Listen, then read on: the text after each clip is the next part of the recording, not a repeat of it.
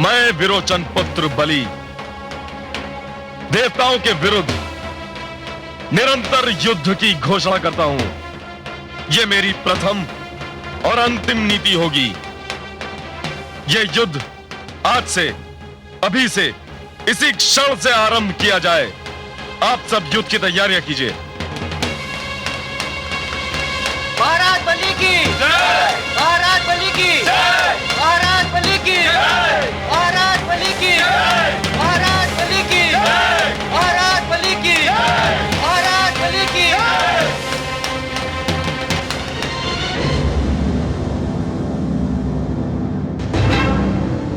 आक्रमण!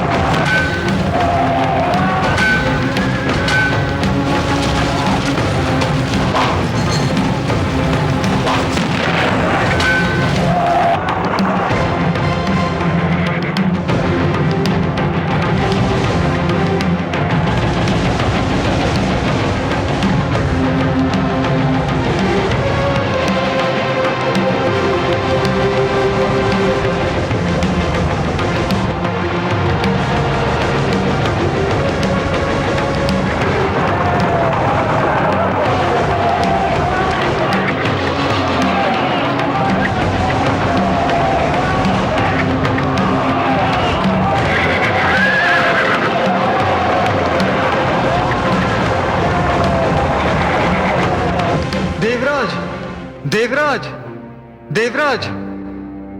आओ मलय केतु।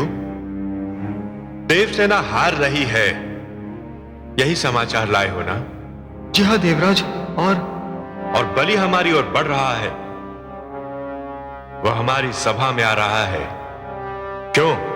जी हाँ देवराज, यह घटना किसी भी क्षण घट सकती है। बलि यहाँ आना ही चाहता है। आने दो उसे। एक बार पहले भी तो आया था यहां। क्या हुआ था? मारा गया था ना? किंतु देवराज। कुछ नहीं, फिर मारा जाएगा। और इस बार मैं उसे मारते ही जलाकर राख भी कर दूंगा। दैत्य गुरु शुक्राचार्य को उसे पुनर्जीवन प्रदान करने का अवसर ही नहीं दूंगा मैं। क्षमा करे देवराज, किंतु आप त्रिलोकीनाथ भगवान श्री विष्णु के क्रोध को भूले जा रहे हैं। कितने रुष्ट थे वो जब हमने पहली बार बलि का वध किया था। तब बात और थी। तब वो एक ऐसे पुत्र के रूप में आया था जिसके पिता का वध हुआ था। परंतु आज तो वह आक्रमणकारी है, और आक्रमणकारी किसी भी प्रकार की दया का अधिकारी नहीं होता। उसे आने तो दो। मैं आ गया हूं देवराज इंद्र, तुम्हारी मृत्यु का संदेश बनकर।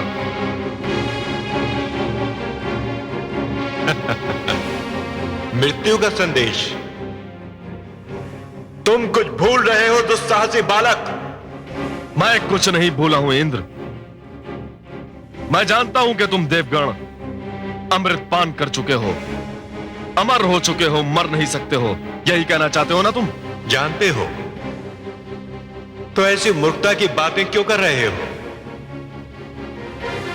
जो अमर हैं, जो मर नहीं सकते, उनकी मृत्यु का संदेश कौन बन सकता है? जानता हूं देवराज इंद्र, भली भांति जानता हूं कि ना तुम मर सकते हो और ना ही कोई तुम्हें मार सकता है। परंतु कायरों के कायर इंद्र, मैं तुम्हें और तुम्हारे इन दासों को, जिन्हें सब चाव से देवता कहते हैं, जानते हो कहां पहुंचाऊंगा? हाँ हाँ बताओ, बताओ ना कहां पहुंचा सकते हो तुम? वहां देवराजेंद्र जहां तुम्हें तुम्हारा जीवन नर के समान लगेगा। उस स्थिति में जहां तुम मरना चाहोगे किंतु तुम्हें मृत्यु नहीं आएगी, क्योंकि तुम अमर हो ना। देवराजेंद्र, तुम ये सोच सोच कर पछताओगे कि तुमने अमृतपान क्यों किया। रुक जाओ बलि, सावधान। सावधान इंद्र।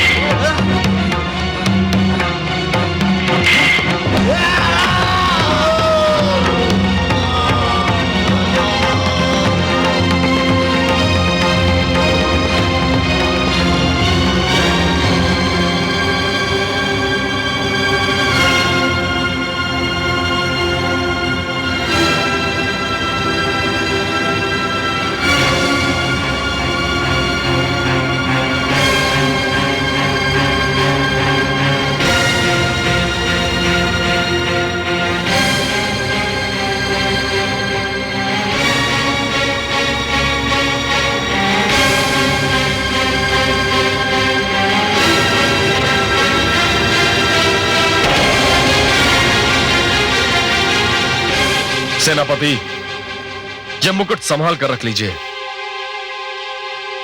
और समस्त देवताओं के मुकुट भी बटोर लिए जाएं। जो आज्ञा सम्राट।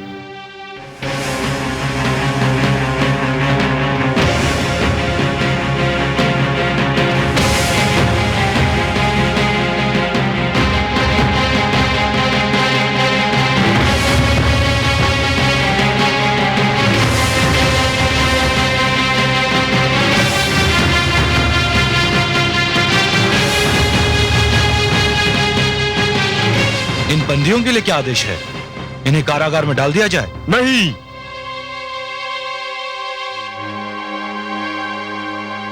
यह दंड इनके लिए बहुत साधारण होगा और वैसे भी ये दंड पहले भोग चुके हैं। और अभ्यस्त हो चुके हैं। तो फिर इनके लिए क्या आदेश है? इन्हें देवलोक से निकालकर भटकने के लिए छोड़ दिया जाए। अब ये देवलोक में नहीं रहेंगे और पाताल लोक में यूं भी इनके लिए कोई स्थान नहीं है। परंतु सम्राट, मानव लोक में तो वहां भी एक घोषणा कर दो कि देवराज इंद्र के समस्त साथी हमारे शत्रु हैं और जो भी हमारे शत्रुओं को आश्रय देगा वो बिना कुछ कहे हमसे अपनी शत्रुता की घोषणा करेगा। हमारे हृदय में अपने शत्रुओं के लिए कोई स्थान नहीं है और ना ही हमारे मन में उनके लिए कभी करुणा जागेगी। और यह भी घोषणा कर दो कि मैं अपने शत्रु के मित्र को भी अपना शत्रु ही मानूंगा, भले ही वो कोई भी हो, कहीं भी हो। ले जाओ इन्हें।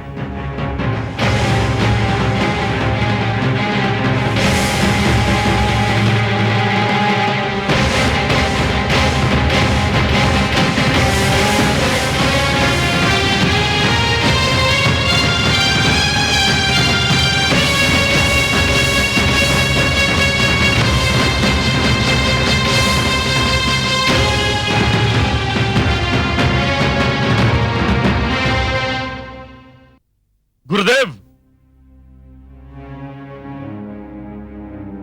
गुरुदेव, गुरुदेव, गुरुदेव,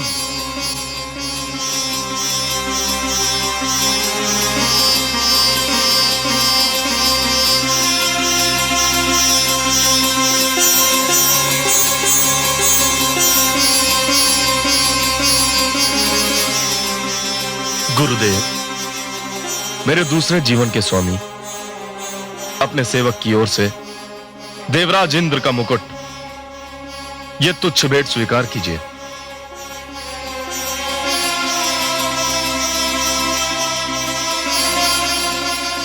धन्य हो शिष्य,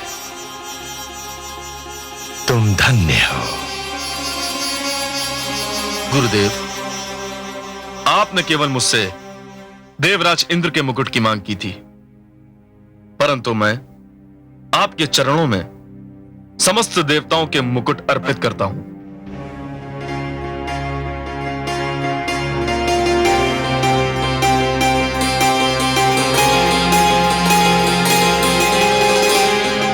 आयुष्मान भव, यशस्वी भव। तुमने मेरी हार्दिक इच्छा पूरी कर दी। गुरुदेव, यदि आपकी कोई और इच्छा हो तो कृपा करके व्यक्त कीजिए।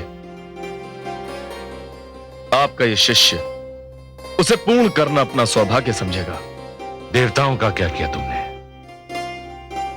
गुरुदेव, मैंने देवताओं को शून्य में भटकने के लिए छोड़ दिया है। अब उनके सिरों पर किसी भी छत की छांव नहीं रहेगी।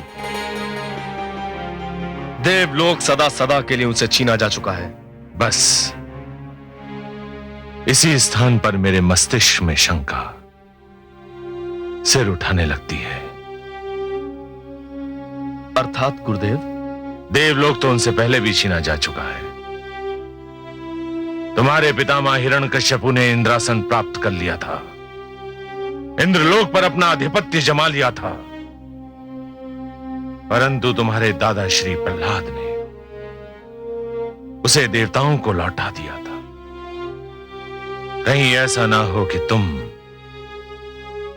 या तुम्हारी अगली पीढ़ी एक बार देवलोक देवताओं को वापस लौटा दे। गुरुदेव, जहां तक मेरा प्रश्न है, मैं ये प्रण करता हूं और आपको ये वचन देता हूं कि मैं देवलोक कदापि देवताओं को नहीं लौटाऊंगा। और रही बात मेरी पीढ़ी की, तो मैं ये घोषणा करता हूं कि देवलोक देवताओं को लौटाना है या नहीं, यह अधिकार केवल आपका रहेगा।